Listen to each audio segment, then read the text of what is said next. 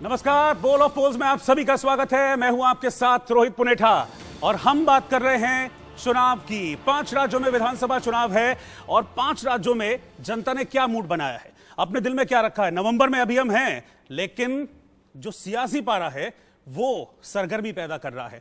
छत्तीसगढ़ और राजस्थान में क्या हुआ यह आपने देख लिया, लेकिन अब हम चलेंगे मध्य प्रदेश की ओर और मध्य प्रदेश में जानेंगे कि जनता ने अपना क्या मूड बनाया है। और मूड मतलब होता है ओपिनियन, और वही ओपिनियन पोल लेकर इस वक्त मैं आपके सामने हाजिर हूं। अगर मैं बात करूं, थोड़ा सा मध्य प्रदेश के राजनीतिक इतिहास में जाऊं तो 2018 को छोड़ दीजिए, 2003 के बाद से लगातार आपको बीजेपी ही बीजेपी मध्य प्रदेश की सत्ता में नजर आएगी। इस बार क्या होने वाला है, 2023 में क्या होने वाला है, उसकी एक पिक्चर मैं आपको दिखाने वाला हूं।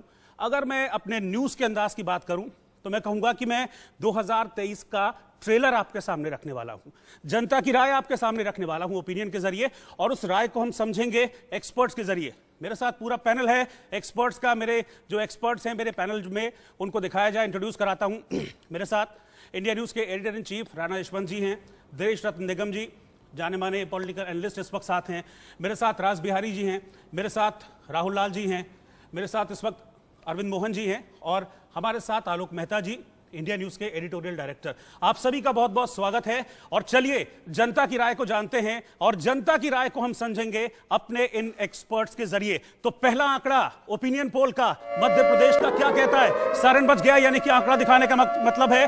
अब पहला आंकड़ा यह कहता है, जो सर्वे एजेंसी है वो है ईटीजी, और ईटीजी का आंकड़ा क्या कह रहा है, यह कह रहा है कि 107 से 115 सीटें मध्य प्रदेश में बीजेपी को मिल सकती हैं। और दूसरे आंकड़े की अगर मैं बात करूं तो 112 से 122 सीटें ये कांग्रेस को मिलती हुई नजर आ रही हैं। यानी कि अगर आप समझेंगे तो मुकाबला एज वाला है। यहां पर एज का मतलब है कि एक हल्की सी एज यहां कांग्रेस को मिलती हुई दिख रही है। 112 से 122 सीटें, क्योंकि 230 सीटें हैं मध्य प्रदेश में। 230 को अगर हम मैजिकल फिगर की बात करें तो वो आता है 116। 122 सीटें अगर कांग्रेस ले जाती है तो फिर इसका मतलब है कि कांग्रेस सरकार बनाती हुई दिख रही है। लेकिन दूसरे आंकड़े को देखना भी जरूरी है, क्योंकि वो भी इक्वली इंपॉर्टेंट है। और वो अगर हम बीजेपी का सेकंड मार्क देखें तो वो 115, यानी कि 2, 4, 5 सीटों का अगर गुणागणित रहता है तो फिर हो सकता है कि मुकाबला फंसा हो। तो पहला मुकाबला, पहला आंकड़ा जो सामने आया है वो ये जाहिर कर रहा है कि एज कांग्रेस को है, लेकिन मुकाबला कड़ा है, मुकाबला फंसा हुआ है। सबसे पहले राणा सर के पास में चल रहा हूं। राणा सर, ये फिगर तो यही कह रही है कि आंकड़ा जो है ये बता रहा है कि मुकाबला फंसा हुआ है। 2, 4, 5 ऊपर नीचे, फिर कुछ भी हो सकता है।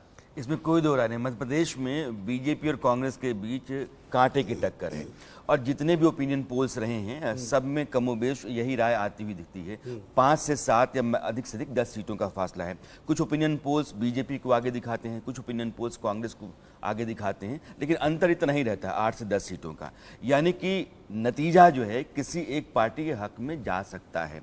अब ये जो आने वाले कुछ दिन हैं, इसमें जो पार्टी अपनी पूरी ताकत झोंकेगी और उसकी स्ट्रैटेजी ज़मीन पर बहुत मजबूत होगी, ग्राउंड पर उसका प्लान अच्छा होगा, उसको इस संख्या को अपने हक में ले जाने में आसानी होगी। अब आप बीजेपी की बात कर रहे हैं कि आपने कहा कि 2003 से लेकर के और आज की तारीख तक 20 साल से बीजेपी वहाँ है। अगर 15 महीने कमलनाथ की सरकार को आप हटा दो तो एक एंटी इनकम्बेंसी फैक्टर है। बीजेपी की स्ट्रैटेजी के बारे में आप बता रहा हूँ।